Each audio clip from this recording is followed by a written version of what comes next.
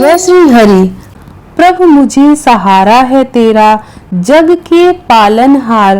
कार्तिक मास महात्म की कथा कहूँ विस्तार। कार्तिक मास की द्वितीय कथा। भगवान श्री कृष्ण आगे बोले, हे प्रिय, जब गुणवती को राक्षस द्वारा अपने पति एवं पिता के मारे जाने का समाचार मिला तो वह विलाप करने लगी। को त्याग कर तुम कहाँ चले गए? मैं अकेली स्त्री तुम्हारे बिना अब क्या करूंगी? अब मेरे भोजन, वस्त्र आदि की व्यवस्था कौन करेगा? घर में प्रेम पूर्वक मेरा पालन पोषण कौन करेगा? मैं कुछ भी नहीं कर सकती। मुझ विधवा की कौन रक्षा करेगा? मैं कहाँ जाऊं?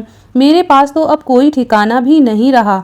इस प्रकार विलाप करते हुए गुणवती चक्कर खाकर धरती पर गिर पड़ी और बेहोश हो गई। बहुत देर बाद जब उसे होश आया तो वह पहले की ही भांति करुण विलाप करते हुए शोक सागर में डूब गई।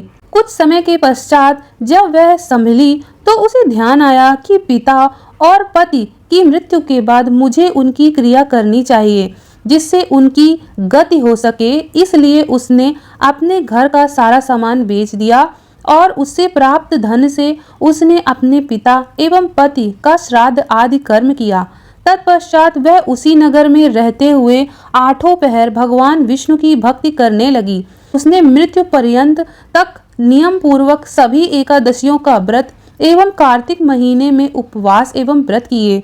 हे प्रिय, एकादशी और कार्तिक व्रत मुझे बहुत ही प्रिय हैं। इनमें मुक्ति, भुक्ति, पुत्र तथा संपत्ति की प्राप्ति होती है।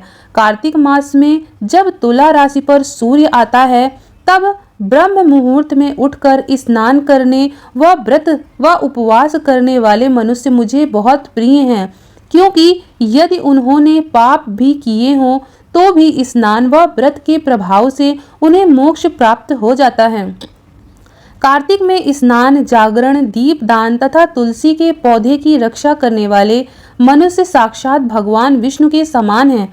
कार्तिक मास में मंदिर में झाड़ू लगाने वाले, स्वास्तिक बनाने वाले तथा भगवान विष्णु की पूजा करने वाले मनुष्य जन्म मरण के चक्कर से छुटकारा पा जाते हैं। यह सुनकर गुणवती भी प्रतिवर्ष श्रद्धा पूर्वक कार्तिक का व्रत और भगवान विष्णु की पूजा करने लगी।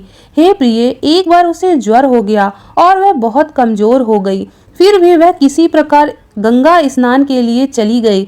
गंगा तक तो वह पहुंच गई, परंतु शीत के कारण वह बुरी तरह से कांप रही थी। इस कारण वह शिथिल हो गई। तब मेरे दूत उसे मेरे धाम में ले आए।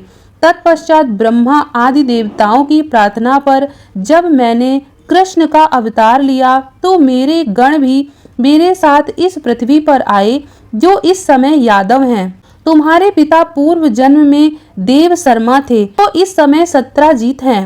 पूर्व जन्म में चंद्र शर्मा जो तुम्हारा पति था वह डाकू है, और हे देवी, तू ही वह गुणवती है। कार्तिक व्रत के प्रभाव के कारण ही तू मेरी अर्धांगिनी हुई है। पूर्व जन्म में तुमने मेरे मंदिर के द्वार पर तुलसी का पौधा लगाया था। इस समय वह तेरे महलों के आंगन में कल्प वृक्ष के रूप में विद्यमान है। उस जन्म में जो तुमने दीपदान किया था उसी कारण तुम्हारी देह इतनी सुंदर है और तुम्हारे घर में साक्षात लक्ष्मी का वास है। चूंकि तुमने पूर्व जन्म में अपने सभी व्रतों का फल पति स्वरूप विष्णु को समर्पित किया था, उसी के प्रभाव से इस जन्म में तुम मेरी पत्नी हुई हो। पूर्व जन्म में तुमने नियम पूर्वक जो कार्तिक मास का व्रत किया था उसी के कारण मेरा और तुम्हारा कभी वियोग नहीं होगा। इस कारण कार्तिक मास के व्रत आदि करने वाले मनुष्य मुझे तुम्हारे समान प्रिय हैं। दूसरे जप, तप, यज्ञ, दान आदि करने से प्राप्त फल कार्तिक मास में किए गए व्रत के फल से बहुत थोड़ा होता है, अर्थात कार्तिक मास के व्रत का 16वां भाग भी नहीं होता।